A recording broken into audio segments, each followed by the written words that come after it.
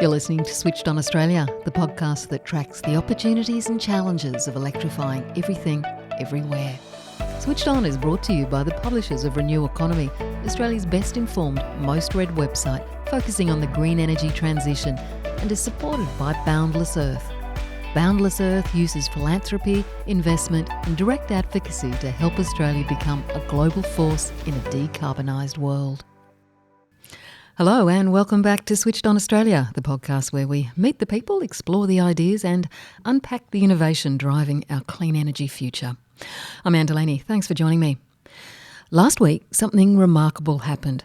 For the first time in Australia, a major energy retailer publicly admitted that carbon offsets don't undo the harm caused by burning fossil fuels.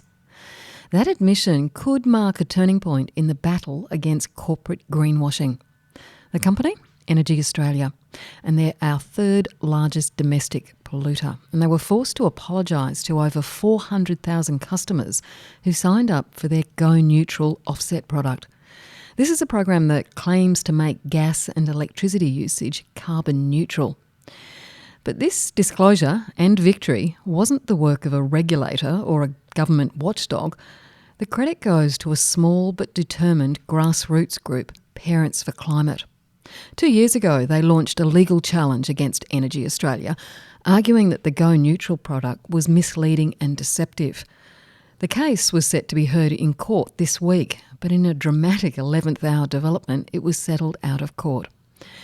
And while that means there's no formal legal precedent, the outcome sends a strong message to companies relying on carbon offsets to make green claims. And it raises big questions for consumers trying to make environmentally conscious choices. To help unpack what this moment really means for corporate accountability, the future of carbon neutral claims and families trying to cut through the spin, I'm joined by Nic Seton, CEO of Parents for Climate and a proud dad of two. Before we get into the details of the case and what was decided, just tell me, who are Parents for Climate and why did you bring this case against Energy Australia? So Parents for Climate formed about 5 years ago when 6 mums from regional and urban Australia connected on Facebook and just said, hey, look at these student strikes. What's our role here and what are we going to do to be real champions for our kids and their future? And so they formed this organisation, Parents for Climate, that has now blown up to about 25,000 supporters across the country, active in every electorate. And we are looking to really sort of find solutions and be constructive on getting the best possible outcomes in our kids' best interests, and also for families who are struggling with cost pressures and all sorts of concerns at the moment as we deal with potential multiple crises, as well as climate change. And we noticed that a lot of families were really confused and some quite bemused about the claims being made by some companies around their products, whether it was airlines, financial products, and even energy products, that in some cases were claiming that they could be good for the environment, but without an actual demonstration of dealing with pollution directly. So maybe they would claim to be carbon neutral, positive for the environment, cancelling out pollution without actually dealing with the pollution they were creating themselves. And so we looked into this and we found that Energy Australia was one of the biggest perpetrators of this. And we called them out on it and said, look, we think this is greenwashing. We engaged them over a couple of years ago now to see if we could come to a pretty quick resolution and improvement based on the facts and the science that we understood it. And unfortunately, that didn't go very far. So we let them know that we would be seeking to submit a statement of claim and take them to federal court on, consumer law. So what did they say to you initially when you tried to actually engage with them outside of the courts? The company is very quick to talk about its good work in other areas. It's timeframes for coal closures in 2030 and 2040. It's different products that it offers for solar and battery complementarity in households. Like lots of, frankly, good steps that could be better, could go faster, and we applaud them for that.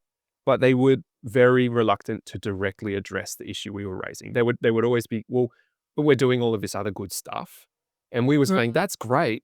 It should all be good stuff. And unfortunately, misleading and deceptive conduct has a really pernicious effect. It really upsets not just how people feel about the trust they have in companies, but also it can upset market dynamics in a way that's really, it's really perverse and really disadvantages the people who are doing the right thing.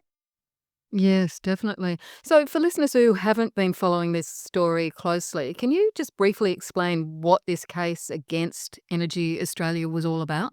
Essentially, Energy Australia was selling a product that it called Go Neutral, which was effectively a kind of electricity or gas supply for people's homes. And it was selling that to about 400,000 customers since about 2016. So quite a long time. That's a lot. Yeah. Um, and it was claiming to the customers that it would effectively cancel out the harmful effects of the pollution generated by burning the fossil fuels to generate this energy. So those customers didn't have to worry about that harm. And they would say that it cancelled out and negated the impact. They used words like carbon neutral, which is maybe a little bit familiar to some people, but it's slightly problematic here because fossil fuel pollution is it's very, very long lasting and it's very additional. It effectively adds pollution to the atmosphere that can't be removed pretty much forever. And making that carbon neutral is a big claim. So we dug into that. And we were particularly worried because they went even further and said that using this product has a positive impact on the environment. And that for us was a bit of a red line because that's just not true when compared to, say, products that don't pollute, like renewable energy products, or even products that support renewable energy, like the Green Power program.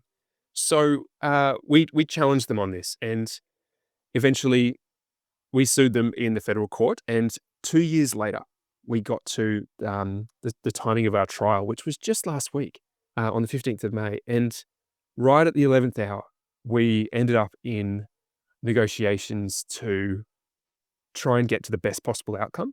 And to be, completely transparent, that's what we want. We want a great outcome. We're not here to, disparage or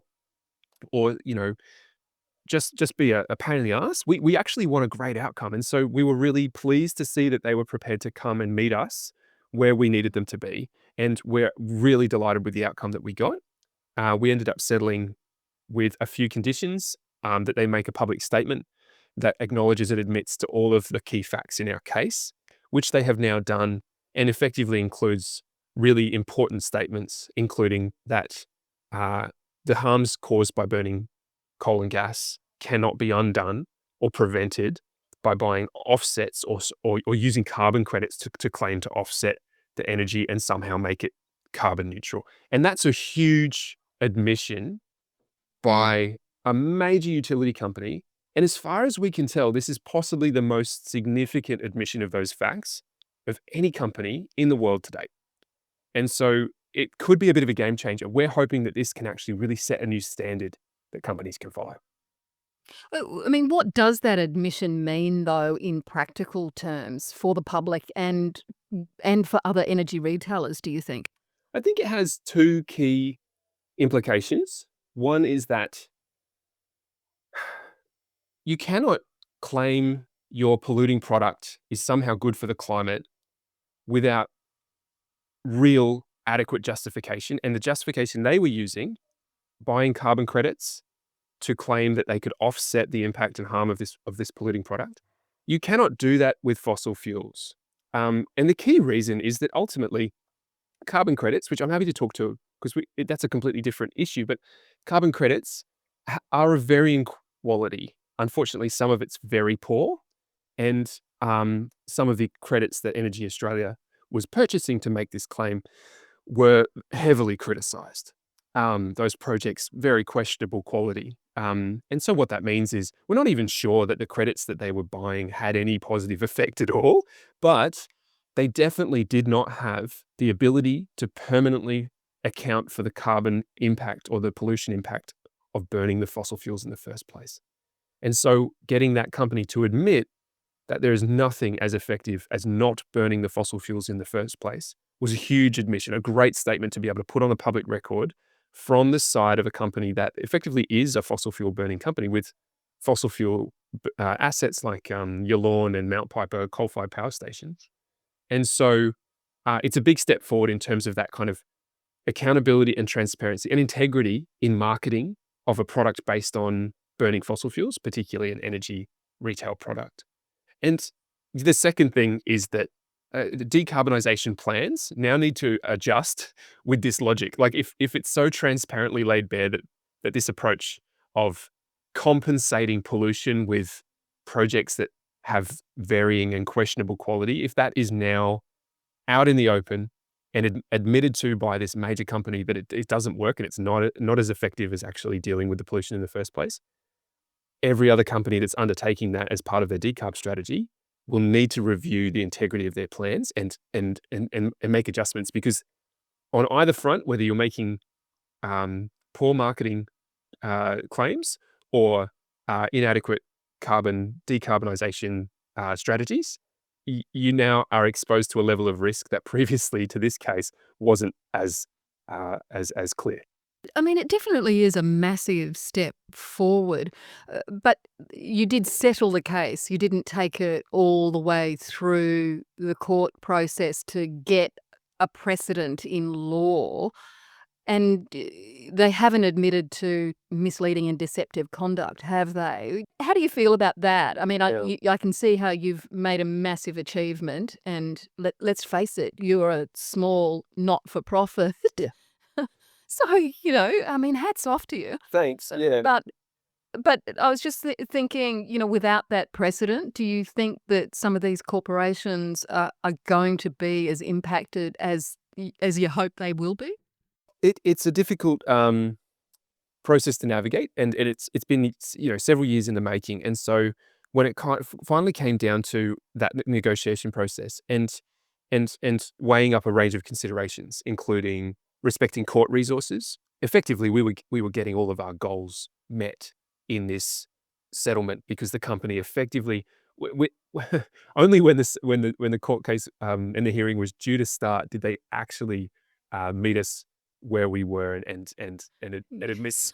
So I think only It's pretty cynical, isn't it? it took taking them all the way to court to get them to cross the line of truth there. But I think that's what it takes. And so respecting court resources, also looking ahead and saying, well, a court judgment could be another year away. The court takes time. The wheels of justice turn slowly, as I'm told. And we'd already been 2 or 3 years waiting to make some progress here. We also recognize that, we're a small organization. I've got a team of about 3.5 paid staff, and we do a lot. We try and do a lot in a lot of areas. This isn't our only project. And so we recognized that there was a risk to the work we were doing, and if we lost, we might be liable for costs as well. So we needed to navigate quite a lot of considerations, and in the end, we realized that the best possible outcome and the fastest would be to get the settlement that achieves all these goals and a level of transparency, which, as we understand it, every other company and every other legal firm out there was watching closely. We've heard from regulators and lots of other legal firms and other companies and even the government. They're all paying close attention to this, and I think we're very happy to have achieved the outcome that we've got. Without that, the unknown of what a court judge may have decided as well. I'll always wonder whether a judgment would have been more or less effective. But many people have told me that already, for example, advocates in the US have said that it's just unimaginable that this would ever be possible, that the company would ever admit to this level of transparency in their jurisdiction. And so we have achieved something very significant here, and I'm really proud of that. Absolutely. And I do want to get into what the implications are for the regulator and for government. But I can only imagine the toll that this takes on a small organisation. Should these cases be left to small not-for-profits to champion? It seems like incredibly unfair. I completely agree. I feel very strongly about this. I think, we we've had long late night discussions as a volunteer board, like trying to navigate taking on significant risk and trying to figure out how to manage all of the considerations to try and achieve something that's in the public interest. If you zoom out, we're just one sphere of influence, if you like. The public sector and the private sector are ultimately the ones who are meant to be responsible for not just the behaviors, but the settings, policies, and regulations and enforcement. And I think that what we've realized is that the regulator, ACCC and ASIC, they know this is an issue, but we're not seeing any transparent action from them. We don't know what they're doing, and it effectively leaves us wanting. There are some things coming up in terms of mandatory reporting on climate, but I think what we've realized is that the government as a whole hasn't stepped up to the plate here. We've seen the European Union, for example, has effectively banned this type of marketing and this approach of using carbon neutral language based on compensation claims in products. That's no longer under the EU Green Claims Directive. That's no longer admissible by law. And that's something that every EU country or nation state has to translate into their local law. And so we have an international best practice. We have a level of integrity that we could and we should be expecting as consumers in Australia, and that the government is observing in our best interests. Unfortunately, the government is still in a position that's actually quite adverse to consumers and to the arguments that we're making, and that is that they are still maintaining a program called Climate Active, which essentially endorses, supports, and certifies these claims. And I don't know if listeners have heard about this, but essentially the government incentivizes companies to make these claims voluntarily, like, trying to offset or buy carbon credits and claim to compensate for their pollution, and gives them a stamp of approval. And they call it the Climate Active Carbon Neutral Standard or certification. And we realized that government wasn't going to do anything about it. The regulators weren't doing anything about it. The companies were very happily getting away with it. And so it really does fall down to, well, can we organize society? Can we organize civil society to actually stand up in the public's interest and call out what we perceive to be false and misleading and deceptive conduct? And so we took on that risk. And I'm really glad we did, but we didn't, when we started this, we did not know what the outcome would be. It was quite scary. It was quite, for us, it's quite courageous. We're not lawyers. We've got some great lawyers. The legal team at Equity Generation Lawyers have done an amazing job. But it shouldn't fall down to little orgs like us pursuing things as late as we can with as, much kind of like courage as possible. We need leadership at the government level and at the corporate level. And unfortunately, that's lacking at the moment. It's a classic David and Goliath story, isn't it? So I'm presuming that you would like the government now to take regulatory action, for example, to ban carbon neutral claims based on offsets, like as you mentioned, the EU has done? Yeah, we've participated very actively in the Senate greenwashing review and in the Climate Active review. We're quite concerned that in the case of Climate Active, which is the program that's been under review for over 3 years now, that the scheme is essentially still running unchanged, and there's no indication as to when that's going to be strengthened. Initially, when the Assistant Minister Jenny McAllister at the time announced the scope of that review, it sounded quite exciting. They were really talking about raising the bar and actually getting better outcomes on pollution control and really making sure that companies weren't just getting a green tick for basically a bit of cash. And, arguably, cynically, you could read it as like a kind of state-sponsored greenwashing. It has been called out in that language. And we're worried that this could be treated as a license to pollute. If it's just ad infinitum, companies can claim to be carbon neutral and cancelling out their emissions with a government sticker and tick of approval, then, that's really got to shape up and change. The other side of it, of course, is that the regulators, they need to take action on these things and uphold the public interest, and they are independent. And we do, encourage them to go forward and be strong on this. But unfortunately, the guidance that is out there at the moment, like the green claims guidance from the ACCC, is still very broad and quite loose. It's basically asking companies to substantiate their claims, but we don't see companies doing that very effectively. And I think it's so subjective We've noticed that most of the energy companies we've been watching over the last 2 years have been updating their language on their marketing and so on to try and sort of add a little bit more qualification. But ultimately, that's not the same as just being really honest about whether you can buy carbon credits and somehow compensate for fossil fuel pollution. That's a pretty black and white issue that other countries have already decided on. And I know that several corporations are actually withdrawing from the climate active program, but what energy companies are still pursuing it? Quite a number. Energy Australia, for example, has not decided to drop their membership, which is interesting because they were by far the largest participant in the program of Climate Active. So the fact that they've essentially removed their Go Neutral product does leave us wondering what is the value of their membership going forward. But other companies include like AGL, Red Energy, companies that are, let me just check my list, but it's around half or maybe a bit less, still currently climate active members. Alinta, Engie or Simple Energy previously, Clean Heat, Lumo Energy, Origin, PowerShop, Pacific Blue Retail, Wow. so quite a lot of recognizable brands. And while we definitely want them to do the right thing and we want to see them do the best, and follow international best practice, and that's not just us saying that. Like we've got, the Voluntary Carbon Market Initiative, the Carbon Market Institute, also saying like maybe we shouldn't be making these carbon neutral claims because they're a little bit bogus. And so it's not just coming from one side of the debate. There's actually quite a consensus developing here. So to see these companies are still doing that, almost waiting to be kind of told not to, it's disappointing. But ultimately, we want climate active to be as strong as possible. If it's going to be there, just make it high integrity. We don't necessarily need to ditch it. I mean, if that's the right way to go, then that's a decision for government. But ultimately, we need to get the outcome and the result.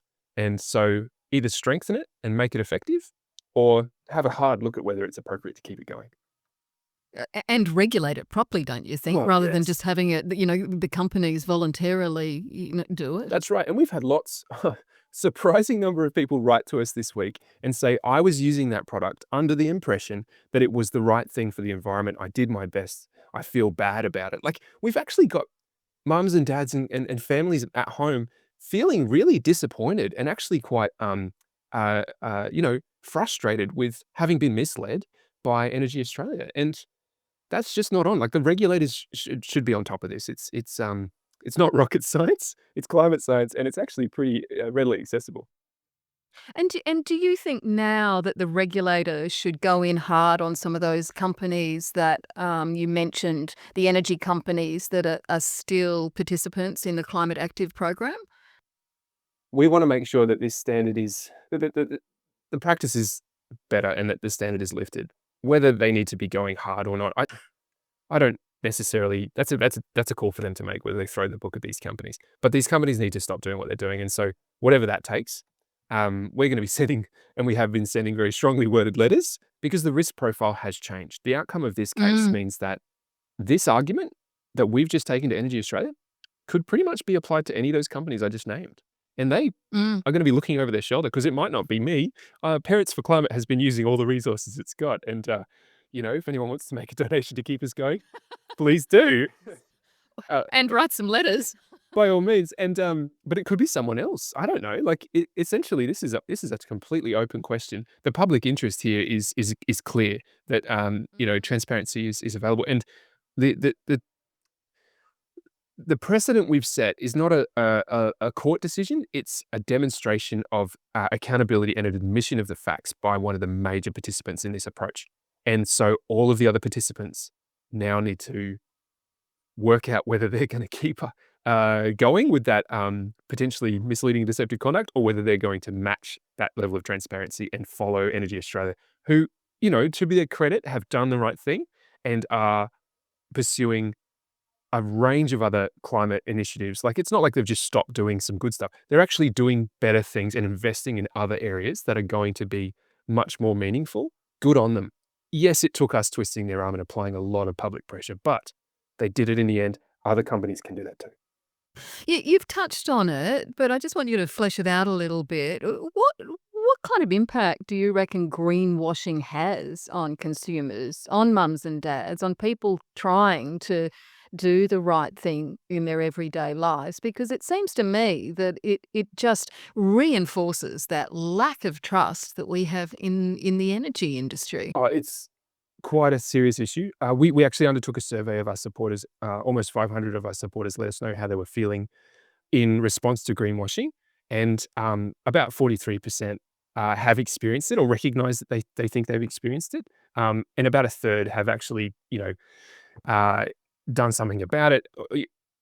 Nearly 60% have, changed their company or taken some form of response to what they perceive to be greenwashing. When we extrapolate out, like, how many people might be affected across, sort of families in Australia, it could be more than 5 million people based on the sort of survey figures that we're getting back. And we think a lot more kind of research needs to be done here. But one of the things that really struck me was that more than 90% of the survey respondents didn't just believe that it was upsetting, and it was actually quite frustrating emotionally and definitely damaging trust, which is an essential currency in our society and in our economy. That trust is very hard to get back, and I think that's something that those energy companies, they've already got a reputational challenge. They really need to protect trust and integrity here, but more than 90% think that it's getting worse year on year. And so, if this trend is true, if that sentiment plays out in reality, that's a serious problem that not only those companies need to be accountable for, but the regulator needs to get on top of. So, what impact, just broadening this out a little bit, what impact do you think the case will have on carbon offsets in general? Yeah. So, and this is tricky because there's almost two opposing perspectives here. There are those on the one hand who really want an evidence-based scientific approach to dealing with decarbonisation strategies, which carbon credits might offer some opportunities. And then there are those who maybe want to take a bit more of what they might think is a pragmatic approach, or a sort of like, it's not perfect, but let's you know do what we can. And it's actually, we've noticed that after the case concluded and the settlement statement came out, there's actually been quite a strong spray of perspectives in the Murdoch press, almost in defense and response to what is clearly, the key criticism here, which is offsetting is a form of compensation, and it's not necessarily appropriate, especially in fossil fuel pollution. So, putting that in plain language, carbon credits are basically little units that can be sold as, like, basically a certificate saying you've removed or you've avoided some kind of carbon pollution because you've conducted a project or an activity somewhere in the world that might have a positive effect. And as I said, they have varying qualities and varying integrity because some of those projects, they might have happened anyway. And frankly, those people are generating Mm. certificates that they shouldn't get. Some of those, Yes, and farmers may have never have thought about cutting down some of the trees that they've exactly. supposedly saved. In some cases, claiming to be regenerating forests by removing cattle from land Mm. may not actually change the land at all. And in some cases, these folk are getting these credits for, what is often really short-term change. Like, for example, saying that, trees will grow here in the next few years, but the pollution that they're offsetting will last for 1,000. And so if those trees change, get cut down, or heaven forbid, climate change increases the severity and risk of bushfires, which we've seen in some of these projects, like in California, then all of that good effort's gone, and they're not equivalent. They can't be relied upon. And so what we've successfully argued, and what Energy Australia has now stated very clearly in its public statement, is an admission that you cannot undo and prevent the harms of fossil fuels by buying carbon credits and using them in an offsetting or compensatory format. It's just not scientific, it's not accurate, it's not effective, and it's, in our opinion, it's false, misleading, and deceptive. Now, what that means for the carbon market, that's a really big question. I'm not anti-carbon credits. That's fantastic. Companies should be investing in really worthwhile projects. They absolutely should, for all sorts of reasons, but not as a license to pollute, not to justify increasing fossil fuel pollution or extending the life of any fossil fuel pollution plans. Those things are not appropriate, and they just don't add up. So what does it mean? Look, if I was to guide anybody here, it would be to say carbon credits are great, and they could be really good if regulators, governments, and ideally everyone around the world in the UN and through our climate negotiations agrees that they should be as effective as possible with no human rights abuses, no questionable integrity, and definite positive impacts on the climate and the environment. That's great. But when we cross the line and when it goes too far is when that somehow, because people are putting it onto a spreadsheet somewhere, gets confused with, therefore it cancels out or negates fossil fuel pollution, because it doesn't. And in some cases, it's still additional. To put it in a sort of, metaphor, if someone is tipping pollution into the river and you come along and you want to tip pollution into the river, and so you say, I'll pay you not to. And therefore, we get a certificate that says my pollution is less harmful because your pollution has been stopped. Meanwhile, you continue to tip your pollution in the river is still being polluted. There's still additional and net positive pollution impact. And that's the majority of, for example, Energy Australia's carbon credits were these so-called avoidance credits, or these net positive credits, which actually means that the amount of carbon in the atmosphere was increasing rapidly because of because of Energy Australia's pollution, and their offsets were not cancelling out, negating, or undoing any of the half of that pollution, which is really upsetting because that's not how they framed it, and it's not what they said. And their only legal defense was that they were going to try to argue in court that it was a matter of their opinion, but they didn't say that it was their opinion either. They made it very plain language that this is what was going to happen. Because if you buy their polluting product, don't worry about it. It'll be a positive step for the environment. It's just, it's beyond the pale.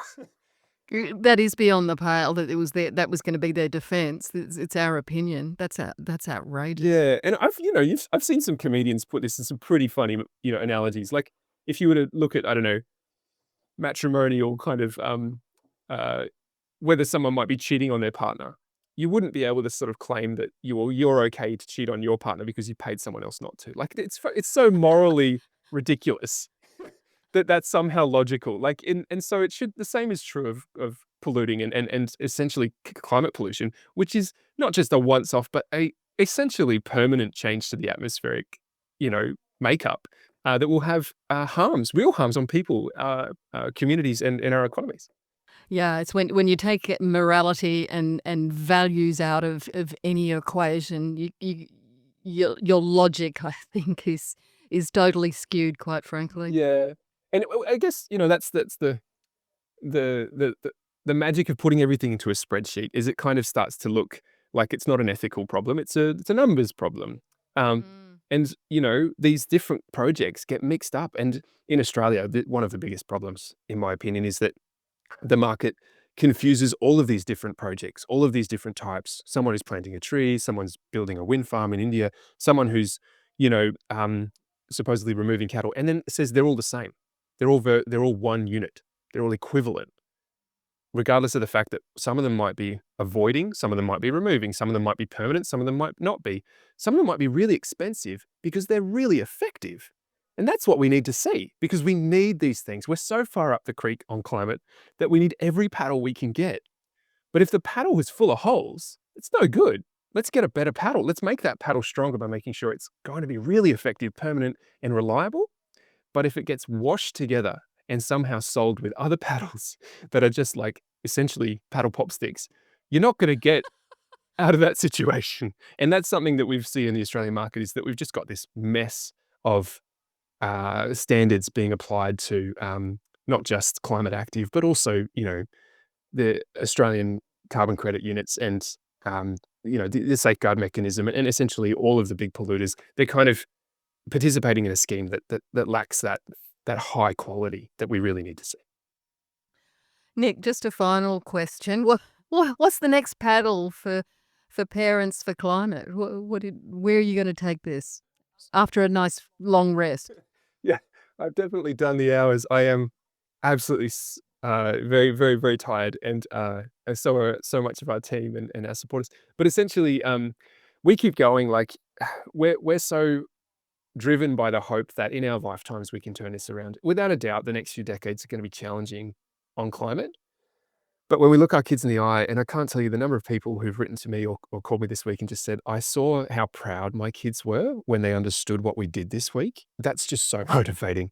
And we can turn this around in our lifetimes, not just their lifetimes, but in a few decades if we get this right. And so we're working on building community connectivity at the local level, making sure that we've got direct and effective advocacy relationships between representatives and their constituents, and making sure that that big majority of Australians who all support more ambitious climate action becomes more active and less passive. And so we'll be doing that through all sorts of approaches, but not least of all, writing to all of the climate active participants, all of the energy retailers, and making it really clear that there is a better way forward, and putting that guidance out and being really solutions oriented and saying, look, here's what you can do. And we'd like to see more high quality carbon credits that work and that are effective, but please don't use them to compensate for pollution. Nic Seton, thank you so much for joining the Switched On podcast, and best of luck with all those new activities. Thank you very much. And yeah, thanks so much to your audience for all their support. And that was Nic Seton, CEO of Parents for Climate, and yes, also a proud dad of 2. That's all we've got time for this episode. If you've liked what you heard, leave us a review, a like, a share, or hey, even a virtual hug on your favourite podcast platform. And if you've got an idea for a story or a guest you'd love to hear on Switched On, please drop me a line at switchedon@reneweconomy.com.au. I'm Anne Delaney. See you next time.